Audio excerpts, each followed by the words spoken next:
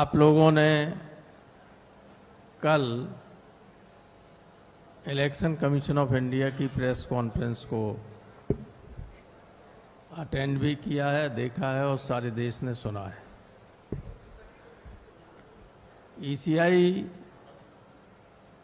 ने बार बार कहा है कि जो आरोप लगाए जा रहे हैं उसको शपथ पत्र के माध्यम से, एफिडेविट के माध्यम से दिया जाना चाहिए।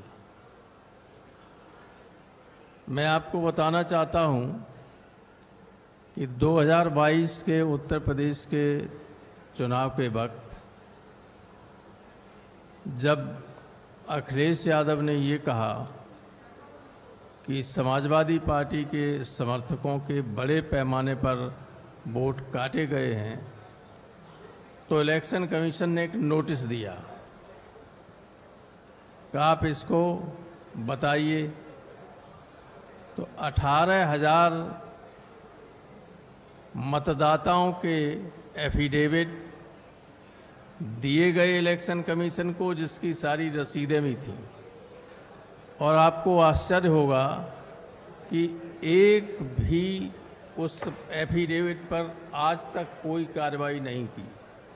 जो इलेक्शन कमीशन रोजाना राहुल गांधी जी से एफिडेविट मांग रहा है, उस इलेक्शन कमीशन को हम 2022 में 18,000 गलत तरीके से काटे गए वोटों के एफिडेविट दे चुके हैं।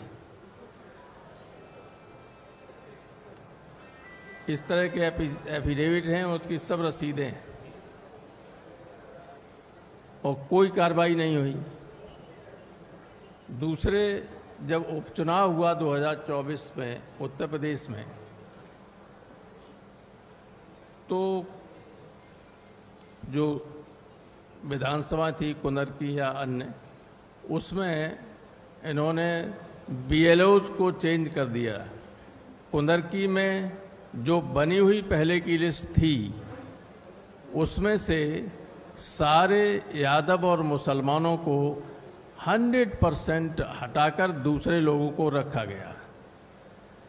दोनों सूचियां इलेक्शन कमीशन को दी गई शिकायत के तौर पर कि देखिए ये इलेक्शन कमीशन, ये थे बीएलओज, और इलेक्शन कमीशन ने जाति के आधार पर सारे मुस्लिम और यादवों को हटाकर दूसरे लोगों को किया है।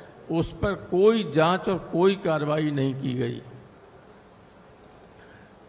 इसी तरीके से जब मैनपुरी में उपचुनाव हो रहा था, तब हमने लिख के दिया कि सिर्फ एक बिरादरी के ही सारे एसडीएम्स, सारे सीओज और सारे एसएचओज मैनपुरी में पोस्ट किए गए थे। एक ही बिरादरी की, मुख्यमंत्री की बिरादरी की। आप जानते हैं कि जब चुनाव होता है तो चुनाव वाले दिन एसडीएम और सीओ गाड़ी लेके चलते हैं, पुलिस और पीएसी उसके साथ होती है। जिस बूथ पे चाहे उस बूथ पे लोगों को दौड़ा के हटा दें और वोट न पड़ने दें, ये काम उनका होता है। बजाय इसके कि ये देखें कि वोट सही तरीके से पड़ रहे, कोई अव्यवस्था तो नहीं हो रही है, और वो भी उनका अधिकार नहीं होता है। वोट को चेक करने का अधिकार केवल प्रिसाइडिंग ऑफिसर, पोलिंग ऑफिसर्स को होता है। लेकिन ये सब आपाधापी करने के लिए इस तरह की व्यवस्थाएं की गई, जिसकी लिखित शिकायत हुई और किसी के खिलाफ कोई कार्रवाई नहीं की गई। तो इलेक्शन कमीशन का ये कहना कि बिना तथ्यों के शिकायत की जाती है, कोई एफिडेविट नहीं दिए जा रहे हैं, वो गलत है पूरी तरीके से। इससे सब लोगों को अपनी अपनी बात, दिल्ली में बहुत बड़ा घपला हुआ, संजय सिंह जी बताएंगे आपको। और हमारे यहाँ तो अभी से फिर वोट काटने की प्रक्रिया शुरू हो गई उत्तर प्रदेश में। अभी से पूरे उत्तर प्रदेश में ट्रांसफर की लिस्ट आप देखिएगा। अगर ठीक जगह पर कुछ हमारे जो ये समझते हैं कि ये समाजवादी पार्टी के समर्थक लोग हो सकते हैं, अधिकारी, उन सबको साइड लाइन करके दूसरे तरह के अधिकारियों को पोस्ट किया जा रहा है और यही चुनाव के वक्त रहेंगे आगे चल के 27 में। तो ये सारी गड़बड़ियां कैलकुलेटेड वे में होती हैं और इलेक्शन कमीशन पूरी तरह से नज़रअंदाज करता है हमारी शिकायतों को।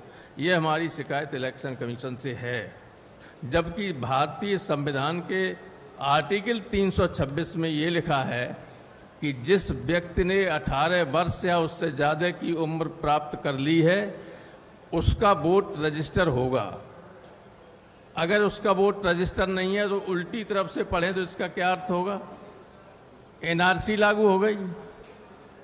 कोई भी दरोगा ये कह दे कि भाई संजय सिंह का वोट नहीं है, इनका वोट नहीं है, तो वोट नहीं है माने ये नागरिक नहीं है देश के। ये बहुत ही गंभीर स्थिति है। इस गवर्नमेंट का मंशा और इलेक्शन कमीशन का मंशा आर्टिकल 326 के इंटरप्रिटेशन पर देखिए कि बहुत ही गलत है। ये देश के लिए हानिकारक है। गंभीर चिंता की बात है सारे देश के नागरिकों के लिए। जिनका वोट नहीं होगा उनसे सरकारी अधिकारी कोई भी ये कह सकता है कि तुम तो इस देश के नागरिक नहीं हो। तो ये स्थिति है और इसको आप लोगों के माध्यम से मैं चाहता हूं कि देश की जनता को जागृत कीजिए। आप भी केवल सत्ताधारी दल की बात मत सुनिए, विपक्ष की बात सुनिए, यही देश को बनाने का काम करेंगे। बहुत धन्यवाद।